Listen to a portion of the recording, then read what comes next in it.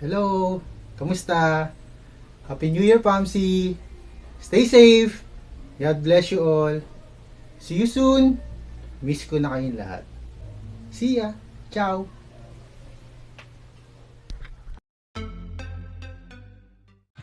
Happy Happy New New Year, Year, Bumpy Pamsi family! family! On behalf of Family Ramos, ni Joy, tsaka ni Ear, we thank you, Pamsi, for being such a big blessing to our family. Maraming salamat po dahil talagang tunay for 13 years na kasama namin kayo, or for 14 years, soon to be po 14 years, ay papasalamat kami sa Lord kasi lagi po kayo andyan. Malaking tulong po kayo sa amin, sa pamilyang ito. Maraming salamat po, at we pray na marami pa tayong pagsasamahan ng mga mission, marami pa tayong maabot ng mga buhay na mga taong hindi pa naabot ng salitaan ng Diyos. Kaya thank you po sa Pamsi family, at sa mga bago naming mga kasama na pinadala ng Diyos sa Pamsi. I encourage everybody na focus lang tayo sa pinapagawa ng Diyos sa atin. Kasi dito sa Pamsi po, ito po ay calling po ito. Many are called, but few are chosen to be part of Pamsi. Kaya if we have been given the chance to be part of this family, of this ministry that God has entrusted to us, let's put Jesus at the center of our life. Kung bakit ginagawa po natin ito, it's because it's all about Jesus. Kaya maraming salamat. Keep it up po sa Pamsi family. Forget all the failures, the glory that we have in 2023, at baunin natin ang bawat lesson for this coming 2024. God bless po from bless. Family Ramos. God bless Pamsi family. Thank you. Happy New Year. Happy New Year! Hello po, Pamsi family! Happy New Year po sa inyong lahat dyan. Kamusta po kayo? Sana po ay mabuti kayo sa biyaya ng ating Panginoon. Salamat po dahil po ay naging part po ako ng lumalaking pamilya ng Pamsi. Salamat din po sa inyong mga buhay na patuloy pong nagpapagamit sa Panginoon. Hope to see you all po sa iba't iba po pong exciting activities na gagawin ng Panginoon. See you! God bless! Happy New Year, Pastora Joy Torno ng Pansi. Maligayang bagong taon sa inyong lahat dyan. At kumusta na kayo lahat? Kailan ba kayo punta rito sa amin dito sa Labi? Dalawin nyo naman ako nang makita nyo kami dito. Happy New Year! God bless! I love you! I miss you! Hello, Pamsi, and gusto ko lang po kayo congratulate para sa matagumpay na gawain para sa Panginoon. And congrats po sa mga workers at sa mga leaders po na patuloy na nagpapagamit at nagtsatsaga at naglilingkod sa Panginoon. And dalahin ko po na patuloy pa kayong lumago sa inyong pananampalataya sa Panginoon, maging malalim at maging rooted sa kanyang mga salita. At ano man po yung ating mga nararanasan, sabi nga po sa kanyang mga salita, let us fix our eyes on Jesus. So, sama-sama po tayo, tulong-tulong na maglingkod sa Panginoon. And God bless po. Hi, Pansy family. I just want to greet you all happy New Year.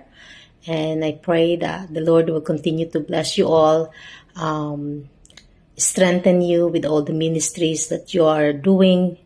And I pray that I will see you guys again in God's time. And I love you all, and God bless. Bye-bye. Hello, Pastor Paul here.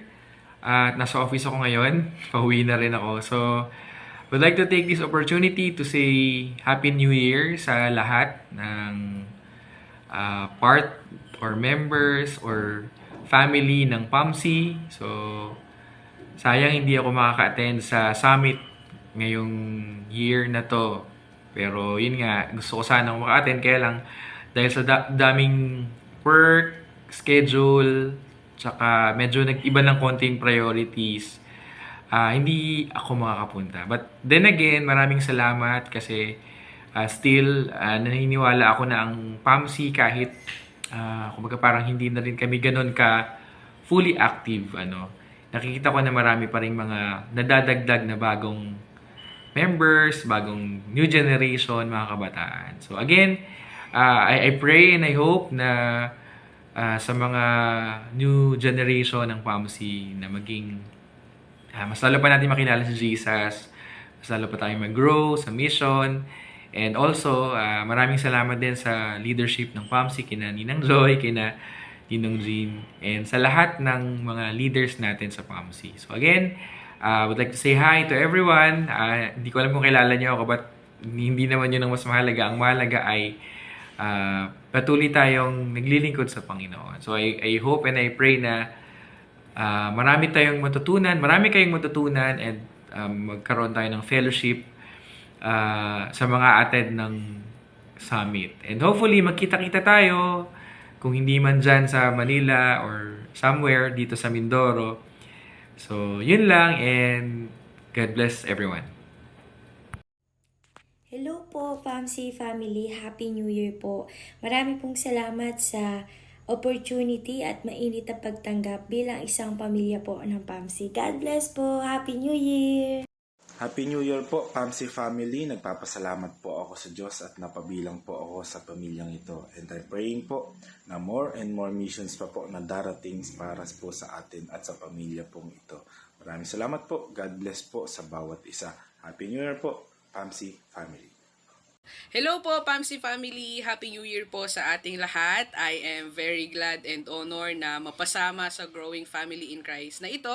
And I am also very excited para sa mga upcoming events na ipagkakaloob sa atin ng Panginoon this 2024. I pray na tayo pong lahat ay nasa mabuting kalagayan at patuloy na magamit para sa advancement of His Kingdom. Thank you po! Happy New Year ulit! Hello, PAMC family. Happy New Year po sa ating lahat. Salamat po sa privilege na mapabilang po sa growing family na ito at ma-spread po ang kingdom ng Panginoon.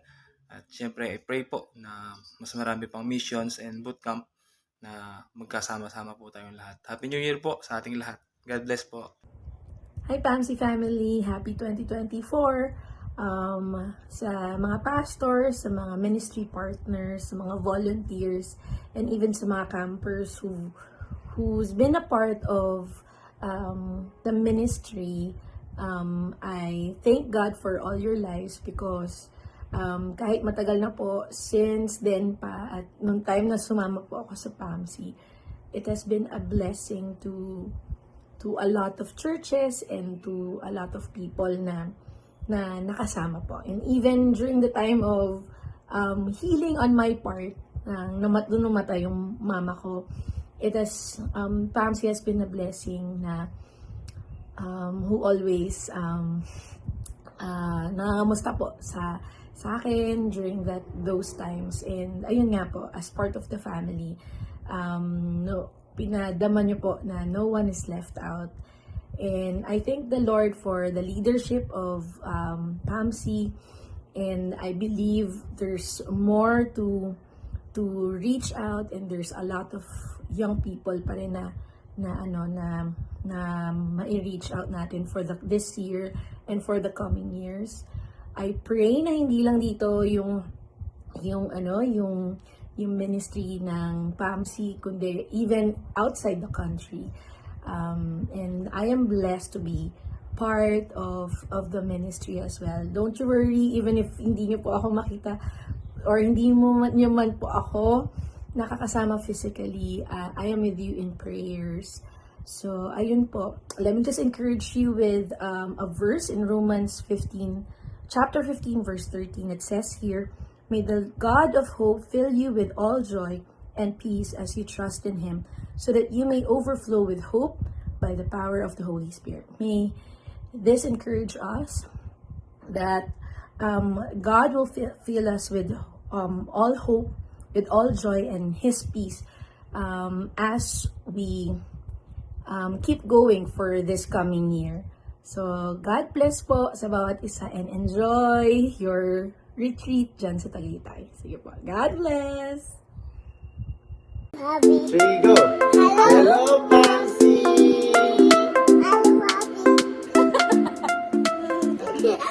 Hello, Pamsi. Ang aking encouragement sa inyo is on Acts chapter 2, verses 7 to 11.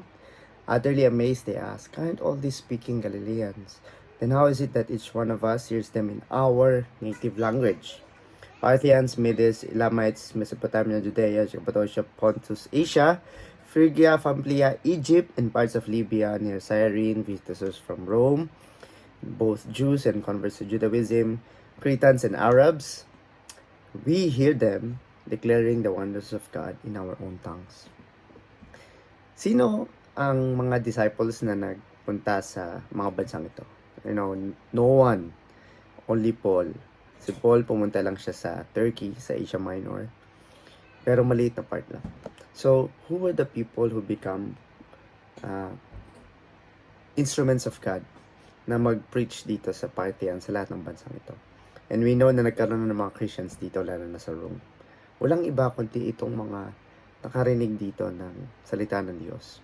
When they heard sila Pedro nag-speaking in other language, narinig nila yung word of God in their own native tongue, naintindihan nila, and then they went back to their own families, country, tribes, at shinare nila ang wonders of God in their own families, in their own tongue.